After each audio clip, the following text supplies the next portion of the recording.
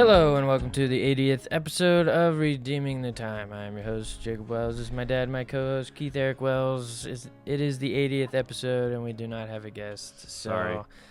We have, the guest we want is absent right now. He is hiking somewhere, and we're also going to be hiking. Yes, and we're also actually not here. Yes. Next week, you will see where we are at. Yeah.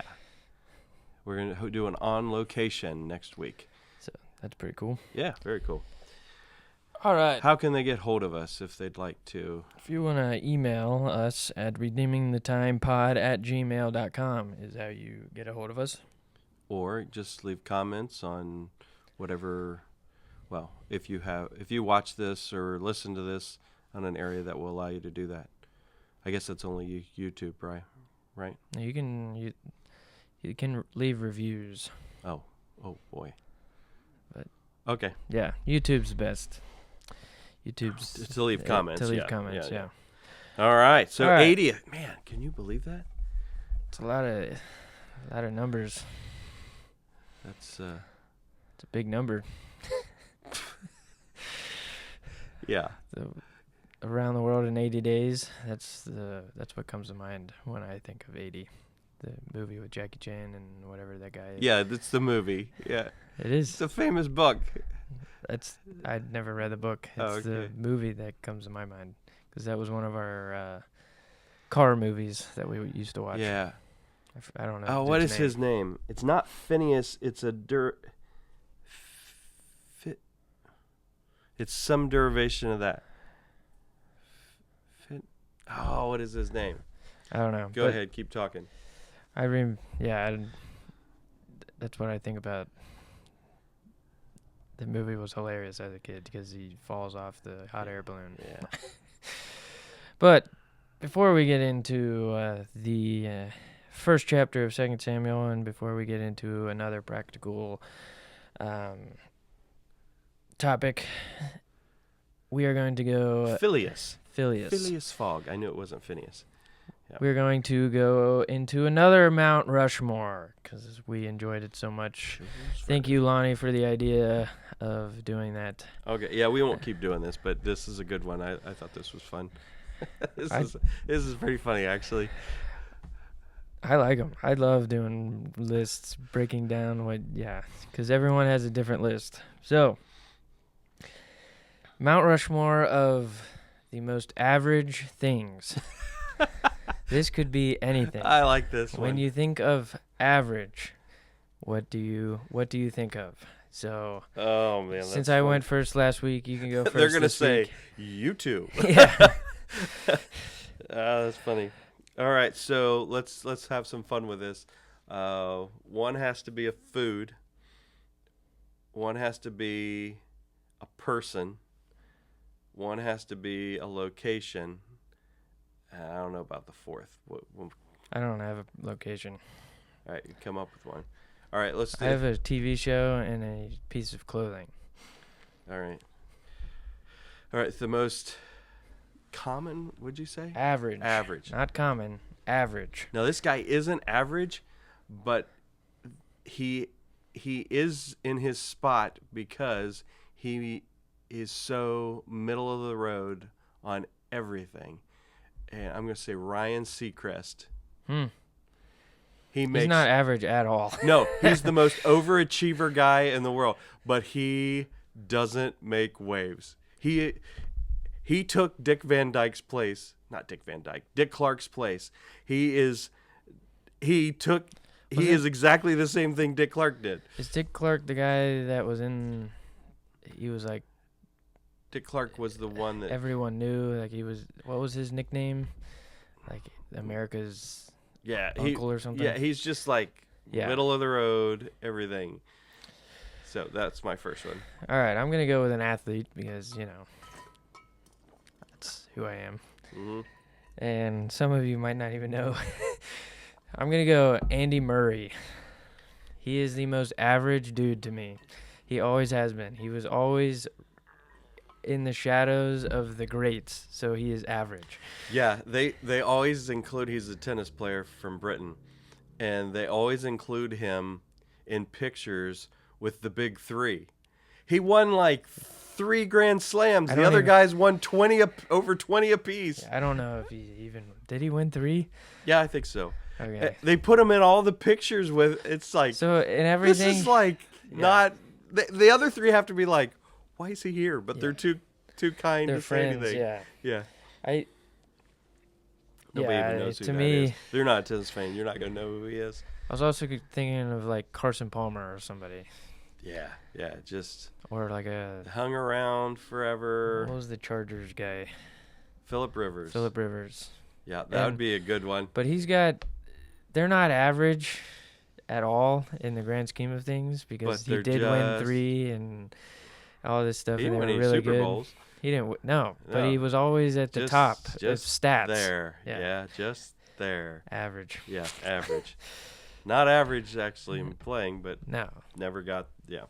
All right. He's not in the greats conversation, but he's not bad. So he's actually pretty good. But average food. Peanut butter and jelly. Nobody gets riled up either way about that. I'm very similar in your thinking with a grilled cheese. Yep, that would be average. Everyone likes a grilled cheese unless you don't like cheese. And I do know somebody that does not like cheese. Yeah. And sorry for them. Yeah. Now, Alton Brown upped his game he made a gourmet grilled cheese. He used olive oil on the bread.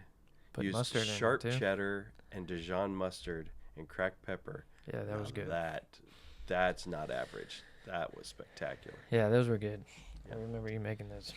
All right, so now I have to do an average place. Wednesday. No, sorry. Wednesday is average. But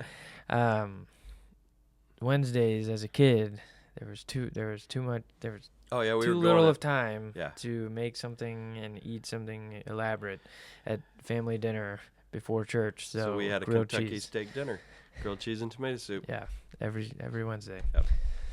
That's right. On the most average day. That's what I call it, a Kentucky steak dinner. Okay, so what are we at? We did 2 apiece. Average place. It'd be somewhere like Walmart or something like that. People get riled up about Walmart, though. Yeah, some people do. Especially our But Walmarts. it's just average. It is. It has everything. Anything you need. Yeah. It's the last generation. It was Kmart. But not enough to give you everything. It's like it's not the greatest store, but it's also not, you can still use it.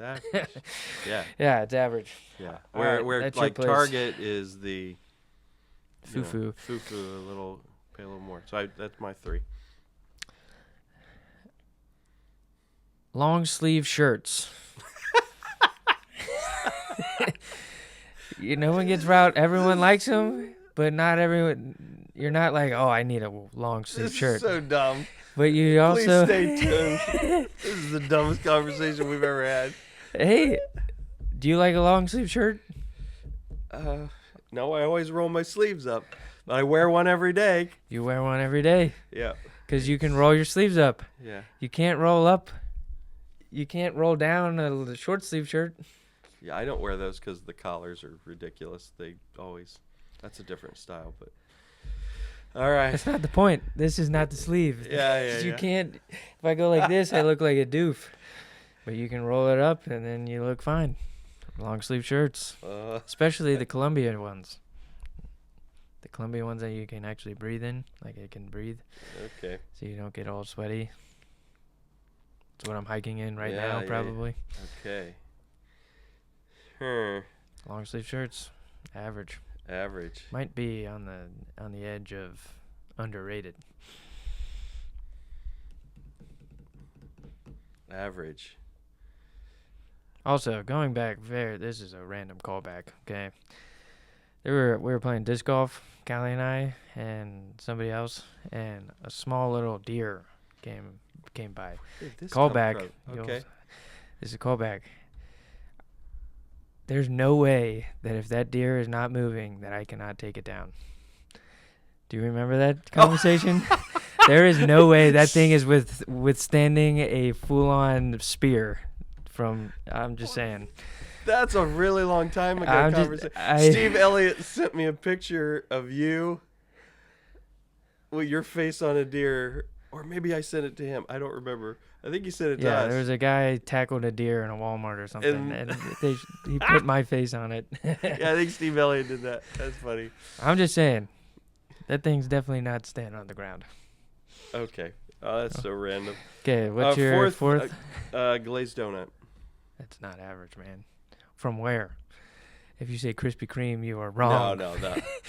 That is not average. A glazed donut from Dunkin' Donut is about the most average thing in the world. I can get behind that.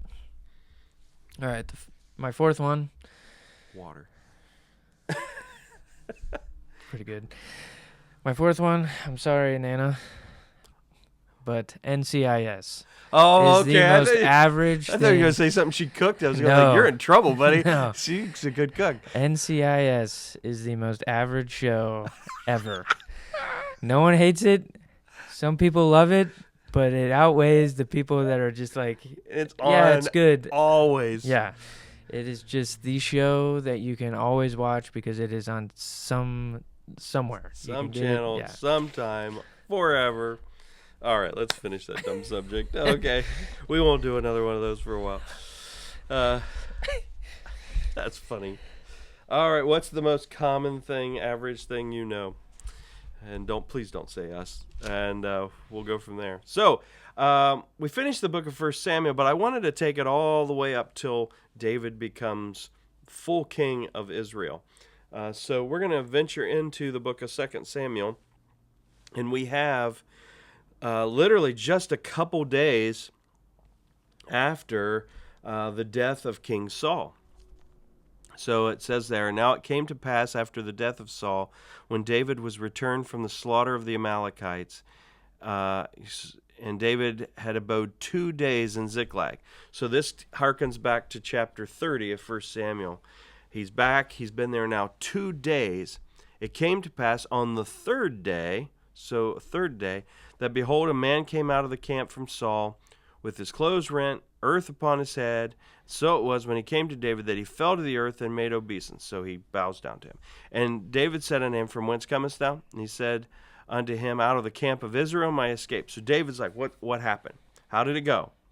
"I pray you tell me." And he talks about how that the people are fled from the battle, and many of the people are fallen and dead. And he doesn't lead with this. He ends with this. "And Saul and Jonathan his son are dead also." And David says, "How do you know this?" Yeah. And he says, "Saul leaned upon his spear," which we read, "and lo, the chariots and horsemen followed hard after him. And he looked behind me, he saw me, and called unto me, and answered, Here am I. He said, Who art thou? And he tells him he's an Amalekite. "Stand, I pray thee, upon me, and slay me, for anguish has come upon me, because my life is yet whole in me." And then he talks about how he took his crown off his head and the bracelets off his arm, and he brings them to David. So, let's go back. Yeah, a lot of things that packed into that. Well, go ahead. Chapter 31, we see that. Yeah. "And his armor bearer saw that Saul was dead. He fell likewise upon his sword and died with him." So Saul killed him. Saul fell on his own sword, and his armor bearer does the same fell. thing. So no one killed Saul. Well, like he fell on the sword himself to kill himself, because he didn't want the Philistines to take his body and torture him and all that stuff. So then you have this guy that's coming and saying, "Yeah, he asked me to slay him." He does say he fell on his spear, but he's not dead yet, is basically what he's saying. So, and we talked about this when we were going through this, through the whole Bible. Was this guy lying? Is he trying to get in good graces with David? Because he does take the crown and the bracelets, which were not for his to No. to take and deliver to David. So there's a lot of things going on there. I personally do not think that he did kill David. Kill King Saul. I think he's making up this story and just saw the king die and took the crown. And saw an opportunity to. It could be, I mean, that he wasn't dead yet, and I'm not dead yet. I'm not dead yet. Yeah, and I'm still living. you don't know that. Too It's bad. okay.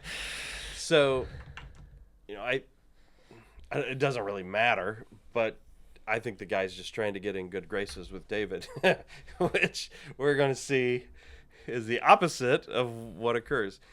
David now, there's several things David does from chapter 30 into this. We're going to see he would not have done in his earlier years. We see David growing in his capacity as a leader. He sees the big picture. He sees the leadership of these men, and to build this into more than just these hundreds of men that are following him. Remember, at the end of 30, he gave of the spoils of the war, he gave some of it to the leaders of Judah. So he's trying to win their heart and win their affections here.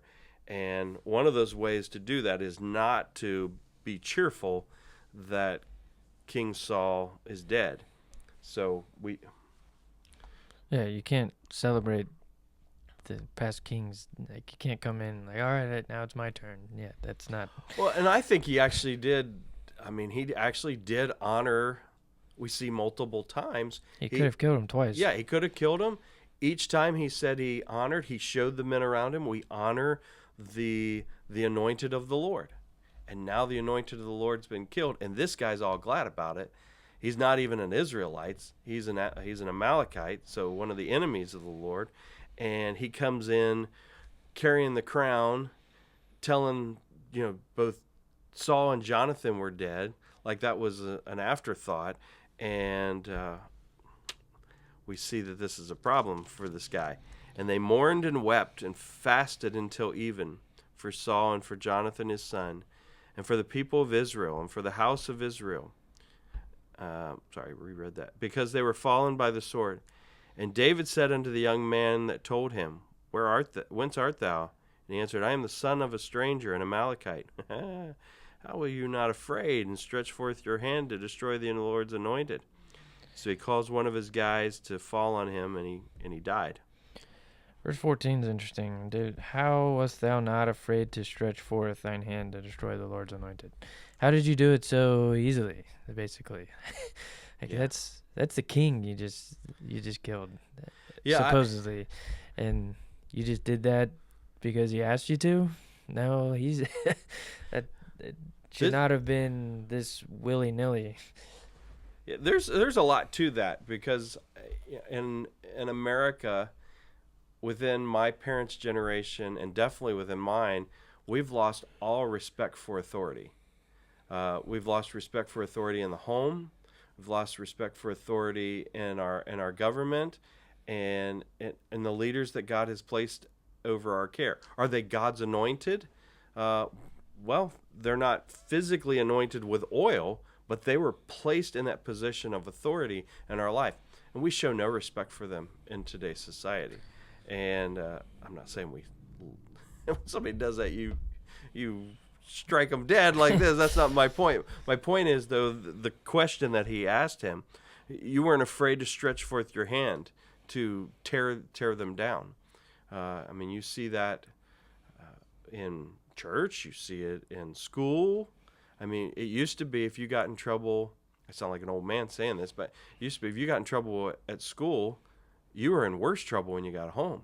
Now that mom calls the teacher and the principal and reams them out. That's a complete difference in you're showing your child a lack of respect for that authority. Doesn't mean you don't have a private conversation, but yeah, we've lost that. And now we're getting leaders that are the product of that, which they're not leading at all. I have a friend that's a teacher, and she was saying how hard it is to teach discipline. And, like, there is no, it's when school is trying to teach discipline, but the opposite is happening in the home. Yeah. You can't, Yeah. you can't really do anything about it because we have teachers in the church that are like, I'm getting out of here. You know, Brother Wayne, he was in the Cincinnati public school system, and he was like, I would send him down to the principal's office for something, and they'd come back pretty much laughing at me. He's like, I'm done, and I don't blame him. That's rough. We got off a little bit there on topic, but I think that's we see this lack of respect for authority, and David took this to the extreme. Yeah, the ultimate. We're going to see he does this again later on with Abner. And David said unto them, Thy blood be upon thy head, for thy mouth hath testified against thee, saying, I have slain the Lord's anointed. So he did it to himself. So they mourn God's anointed in Israel. But it's not like that was just something that David he didn't just, like, that was a principle in his life that he showed. This isn't just show. This is who he is, without a doubt. I agree. So we get into 17, and he's lamenting over Saul and Jonathan, specifically over Jonathan. The beauty of Israel is slain upon thy high places. We almost have, we have a psalm here that he begins to share. The beauty of Israel is slain upon the high places. How are the mighty fallen? Tell it not in Gath. Publish it not in the streets of Ascalon, lest the the daughters of the Philistines rejoice, lest the daughters of the uncircumcised triumph. So, he sees what's going to happen here, and he's put it in poetic form. Saul and Jonathan, verse 23. Saul and Jonathan were lovely and pleasant in their lives, and in their death they were not divided. They were swifter than eagles. They were stronger than lions. So he's writing the history here. We get to the victors get to, what's that term? The victors write the history. That's not the way it's said, but and he has decided to still consider Saul and Jonathan these lovely and pleasant in their lives. Jonathan, yes. Saul, not toward David, at least. Verse 26, I am distressed for thee, my brother Jonathan. Very pleasant hast thou been unto me. The love to me was wonderful, passing the love of women. How are the mighty fallen, and the weapons of war perished? You just see that love that they had for okay, explain that. Have you thought about that, verse 26? Yeah. That's a weird phrase. I can't. It's a different. Passing the love of women. The love to me was wonderful. Passing the love of women. There's no sexuality involved in that. That's not. But what? Is that just flowery poetic language, or their relationship was to that depth? Deeper than the love that you would have toward your wife? I struggle with that verse. I'm just being honest. I don't know how to explain that one. I think it's, my first inclination is to think that it's a cultural thing where the closest person to us is our wives. And at that point, he has how many wives? 3 or 4? And he has 3 at this point. 3. 2 with him and 1. I don't know. I feel like it's I don't know.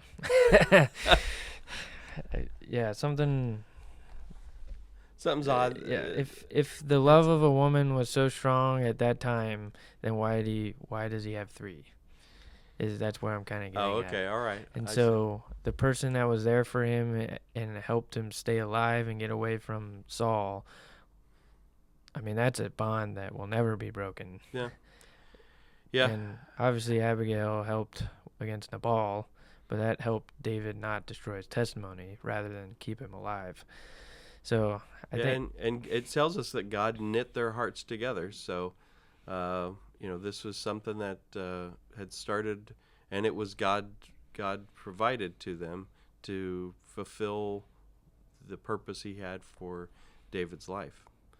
I just find that an interesting phrase. yeah, we read it today. And it strikes, we read it in the view of today's society, and it raises an eyebrow.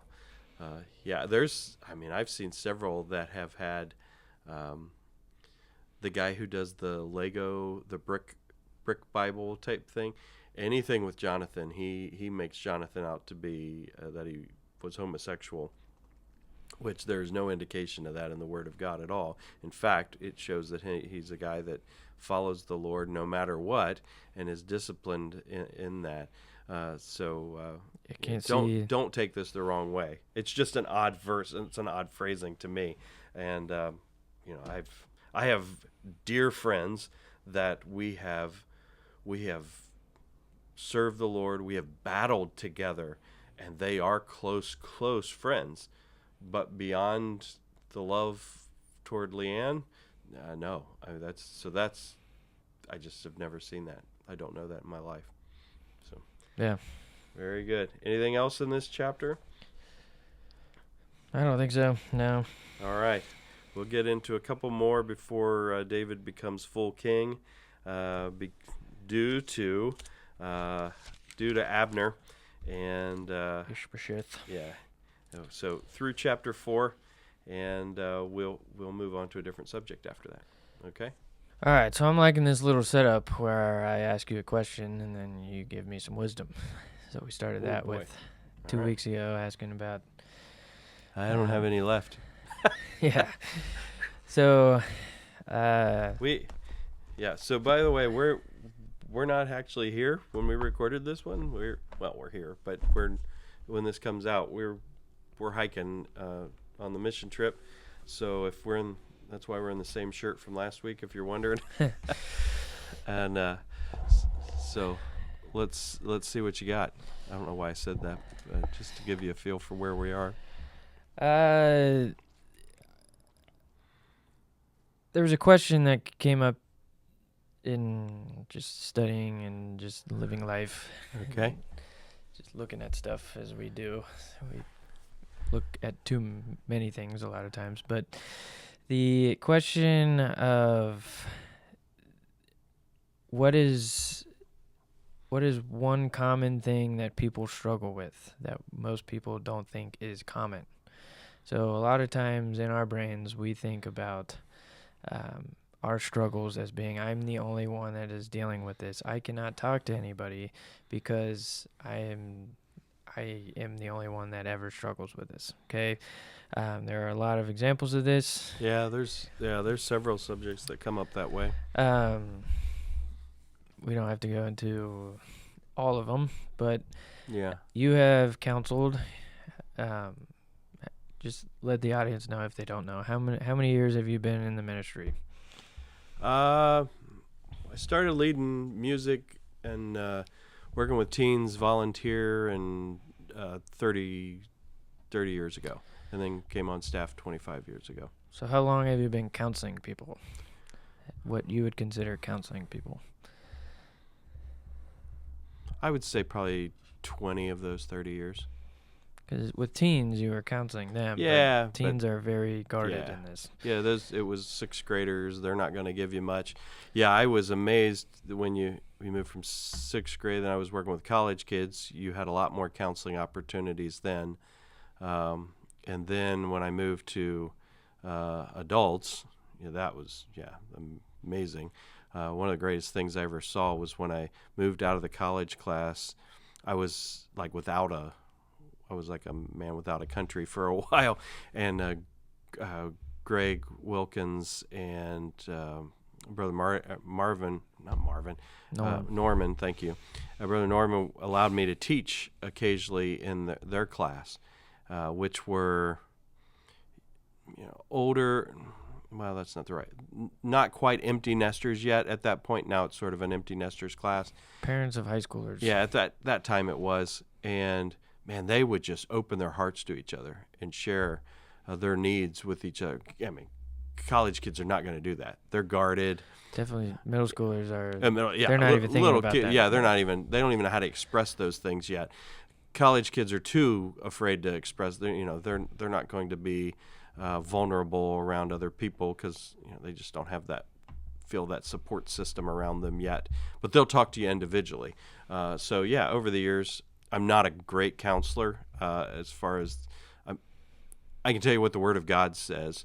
But if you want to talk about that same thing 25 times, I'm probably not your guy because I've told you what the Scripture has said. This is what you need to do. Leanne's really good about it. It's up to you to decide. But yeah, once we've circled that tree 3 or 4 times, I've circled that tree 3 or 4 times. Let's do something. Do it or don't do it.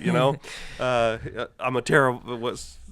As you can see, my empathetic heart there. I am empathetic toward people, but it's black or white. In some areas, the gray areas, okay, we'll talk and we'll sit down. But we need to do what God tells us to do. And when we're not willing to do that, that's a problem. So I'm completely off subject. So bring me back. Help me out here. So the question... I asked you the question. I'm in trouble, man. No. Oh, boy. All right, so to go piggyback off of that, God gives you spiritual gifts, and God gives you different things that you are. Correct. Every person, I believe. And God, we know that. Yeah. I am not a counselor. That is not a strong suit of mine either. Mm-hmm. Other people have been given that, so you can't have all of them. Like that is not. Very few. Yeah, would have that. Yeah. You will have like. It's sort of like a pie. I like to. Yes. So you've got different chunks in that are the different spiritual gifts, and just because you don't excel in that doesn't mean that you're using it in a completely different way. Yeah. So that's where. Yeah, that's I like discernment. From. I can tell you, okay, you're full of malarkey, and or a situation comes up and like, okay, we need to have our guard up here. This is not accurate. Someone gets up teaching or preaching something, or they come in and they're telling you something. You're just like, something's not right here. Yeah. This is just not. And then you come to find out, okay, here's maybe the details of that later. So that's where that's coming from. Just because you're a counselor doesn't mean that you're not. I'm trying to help you out here. Thanks. Well, I'm in the same boat, but either way. So the question, the thing that keeps popping in my head is, okay, what are the common things that people are struggling with that you've seen or that I've seen? We'll talk about that. But also the idea that of the word common and how we are common people dealing with the same things, and having that mindset going through life is the people that you go to church with, the people that you rub shoulders with, you are 99% physically the same thing. That 1% is the difference of you and the person, us sitting across the table. And so we're going through the same stuff.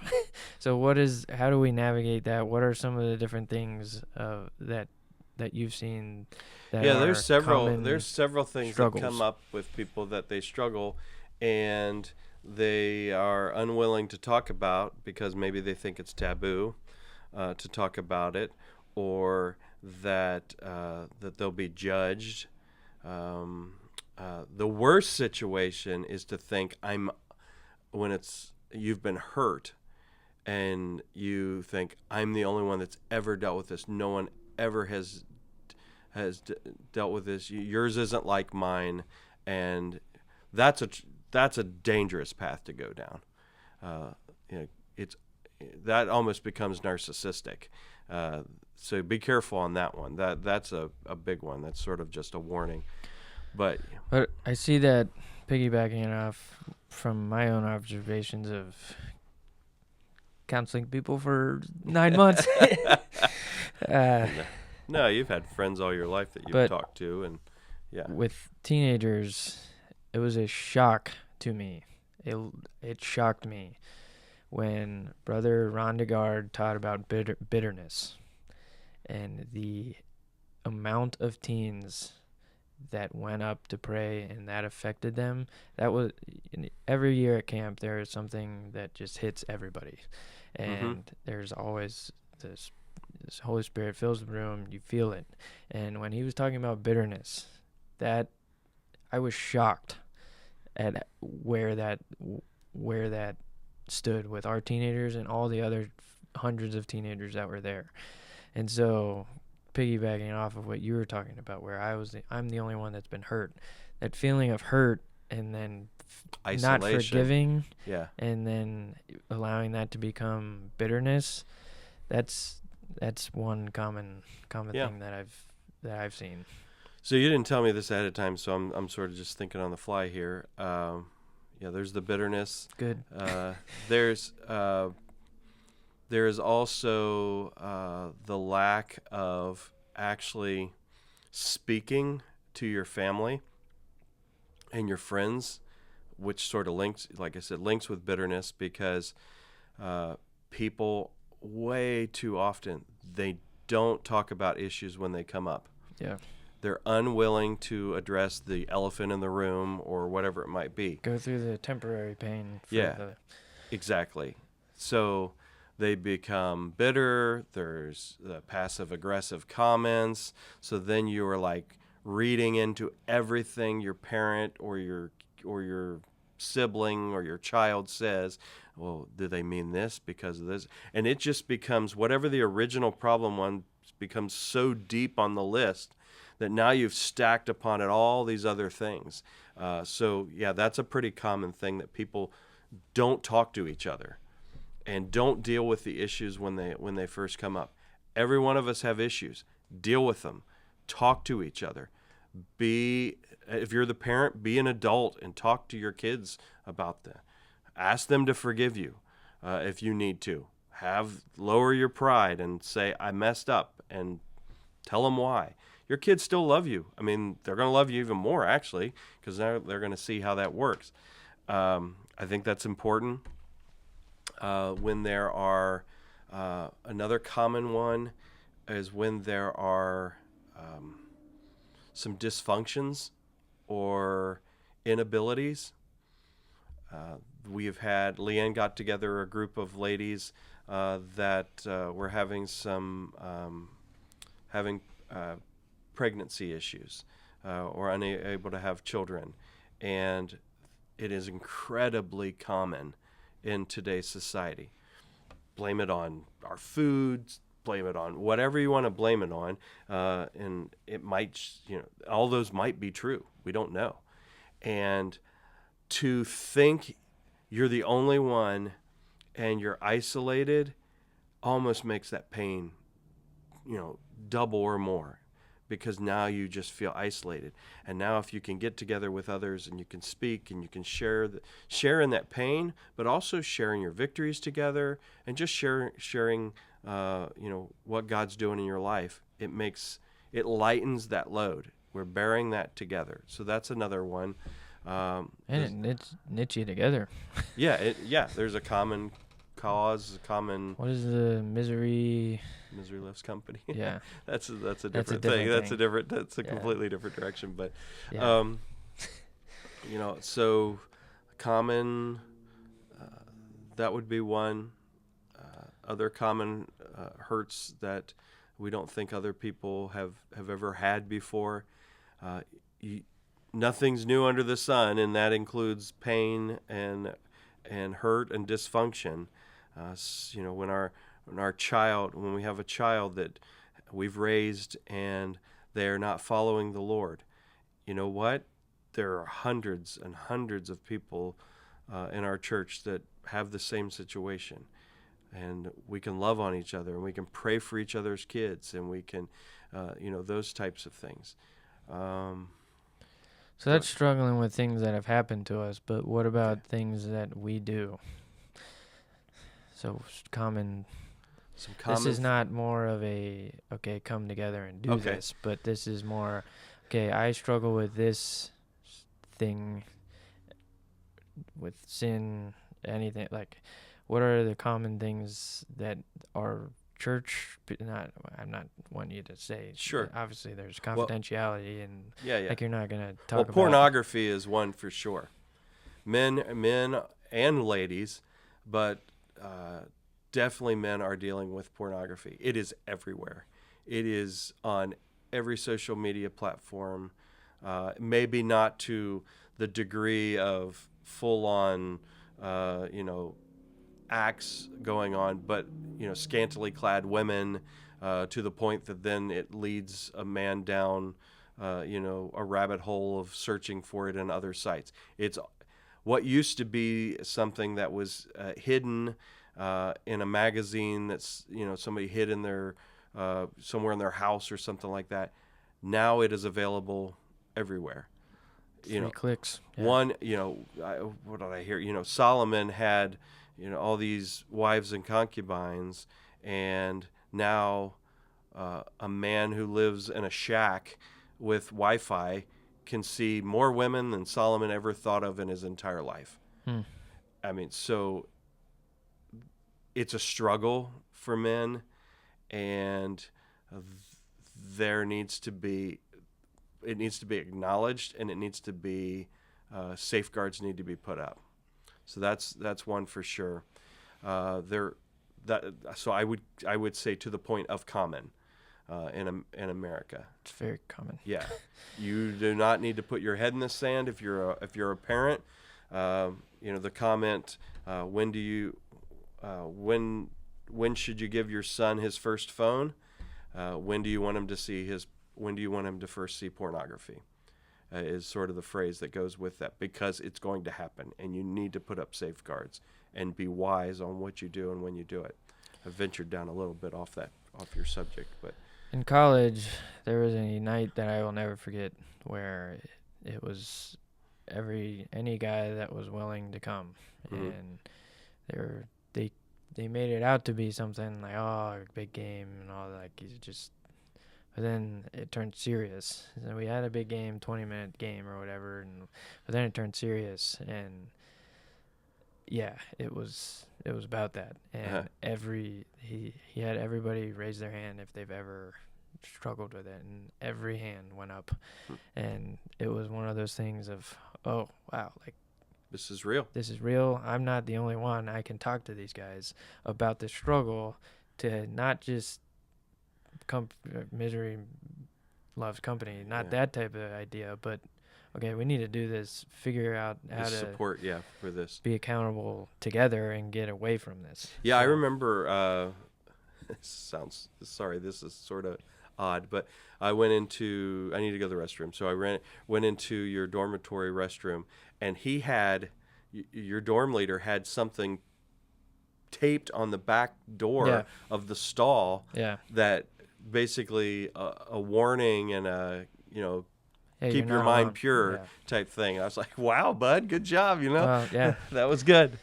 Yeah, so it's a Christian college, and yet he wasn't just taking that for granted. So I thought that was good. Do you remember when we bought that used computer from Cedarville University?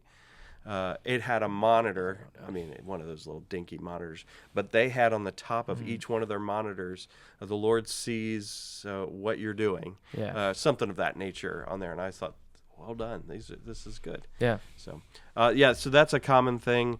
The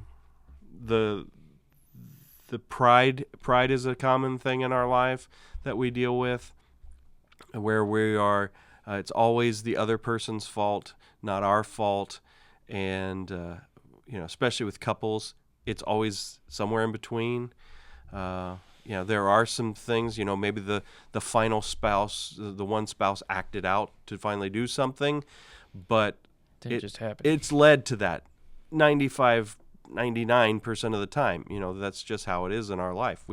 We all cause those things. I think I'm off topic here, so no, you're not. Draw me back to what you were specifically asking. So another thing that I have seen is, I sound like an old man here, but social media, the garbage in, garbage out, and being so ingrained into our phones. this has been pointed out to me because of all these videos of how to parent and all this stuff. Yeah. Talking about like not like what it looks like. There was a video of a baby and there was an experiment going on with the mom.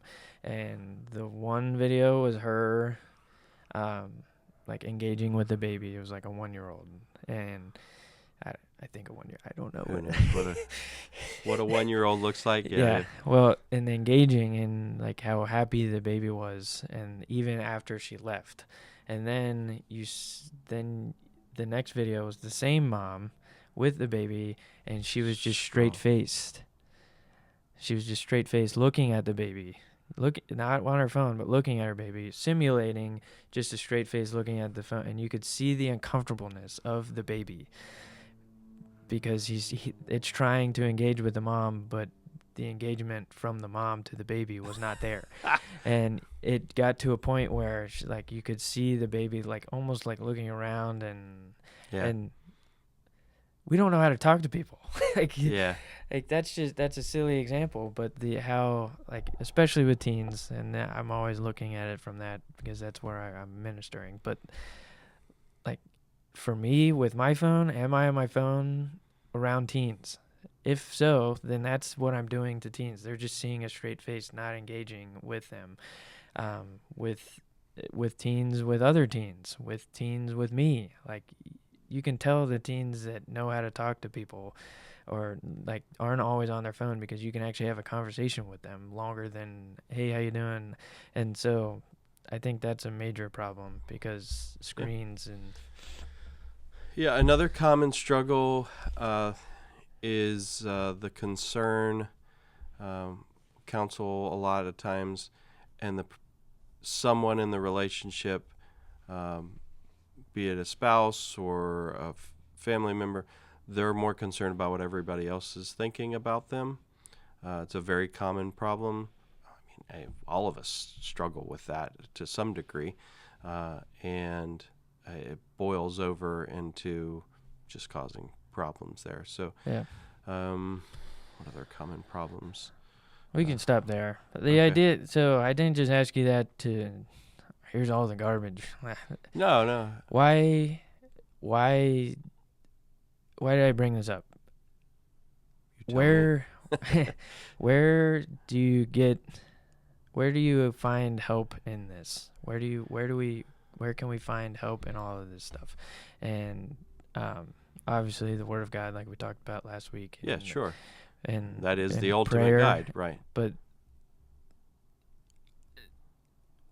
adding another layer to what my thinking and all this, I was talking to somebody about a program that it's not a church, but it brings people to Christ, and it's like the first step, and it teaches, but it's very surface level. And we were talking about the next step in your walk with Christ, and it's going to a local church and being with people that are struggling with the same things and having that accountability of knowing, hey, I'm struggling with this, you're struggling with this. These things are more common than I thought. I'm not the only one struggling with whatever. Right. And God's given us different circles of protection in our life. Obviously, we start with the Lord, but then He's also given the pastors to you. He's also given you the Sunday school class. He's also given you the other people in church that you haven't met yet that might have gotten through what you've been through. And so I didn't want to ask you that just because, what are let's get into the nitty gritty of sin, of what's going on in the world. There's a point to the church, and that's one of them. Yeah, it's one of many reasons. Yeah. So no, I would agree. Yeah, get in the Word of God, dealing with your fellow man, get in the book of Proverbs, and you're dealing with struggles with the Lord, get in the book of Psalms, and go from there. So, very good. I like that subject. Next week, we are going to be on location. And don't say anything more. They'll figure it out. And hopefully it'll record properly, and we can get that to you. So the Masons have this calendar of wow. dad jokes. So they gave me a few. You tear one off, and it's 365. day. Yes, it's called Tag Us. That is so dad, and it's thatissodad.com if you want to get it yourself. But they gave me about 10 to 15 of them. All right, let's The hear grandma joke was from that Okay. 2 weeks ago. Why do fish live in salt water? Why? Because pepper makes them sneeze. So Read another. yesterday I was washing the car with my son. He said, "Dad, can't you just use a sponge?" I knew where that one was going. Take my wife, please. So yeah, thank you, Masons, for that. All right. You guys have a great week, and we'll talk to you next week on location. Love you guys. Bye.